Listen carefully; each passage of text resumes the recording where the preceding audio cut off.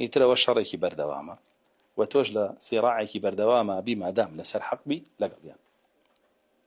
ئەگەر ئەهلی سوننە بی بەردەوام چیت هەیە لەگەڵ ئەهلی بیدع دژایەتی. ئەگەر ئەهلی سوننەش بی سوننەش نەبی کێشە نیە لەگەڵ ئەهلی بیدع. ئەگەر ئەهلی دنیا بی و ئەهلی خواردن و خواردنەوە و دعوت و دعوتکاری و جمهور و ناو و ناوبانگ و شتانە بی کێشە نابێت لەگەڵ ئەهلی بیدع، لەگەڵ هەمووی هەڵەسی و دایانیشی و پێخۆی. بەس ئەگەر ئەهلی سوننە بی بەردەوام کێشە دەبێت لەگەڵ ئەهلی بیدع. بۆ چونکە ئەهلی بیدع یانێ چی بکەن؟ سنت لەناوبەرن بیدعە دامەزرێن، وایە؟ ئەهلی سوننە دەیانێ چی بکەن؟ عەکسەکەیەوە، بیدعەت لەناوبەرن سنت دامەزرێن. ئێمە بێکەوە گونجە؟ ئەگەر ئەمە ئەهلی سوننە بێ ئەگونجێ لەگەڵەوە؟ ناکونجێ لەگەڵەوە. بۆ یەکێ لە تابعین پرسیاری لێکەن کێ ئەهلی بیدع؟ هین عفوا کێ ئەهلی سوننە؟ من السني؟ أفرمي الذي إذا ذكر عنده الأهواء لم يتعصب لشيء منها.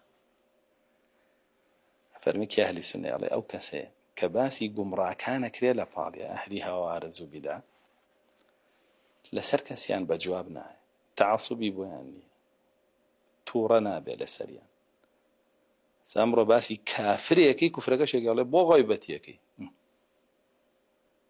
يا أهل السنة قال أهل السنة بنازانه كافرة باسی مبتدیعێکی گومڕاکی ئەڵێ بۆ غەیبەتیەکەی مسلمان بۆ هەر خەریکی مسلمان لە کێوە وای لێ هاتووە لێگەڕی مبتدیع بێ پێشاو ئیمامی خەڵکو بەرەو گومڕاییان بەرێ لە کێوە وای لێ هاتووە نابێ باسیکەی وەڵێ ئەمە گومڕاییەوە کوفرەوە شیرکە لە کێوە وای لێ هاتووە دین.